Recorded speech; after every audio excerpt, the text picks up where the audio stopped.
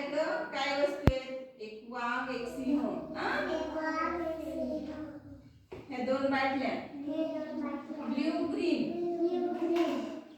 Cup, ball, पेन्सिलचा box, duster.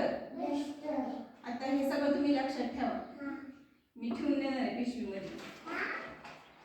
पिशवीमध्ये मी लपून ठेवणार आहे.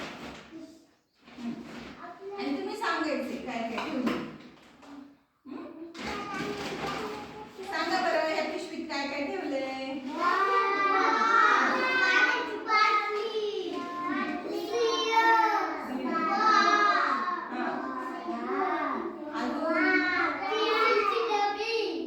पेन्सिलचा डबा, डस्टर.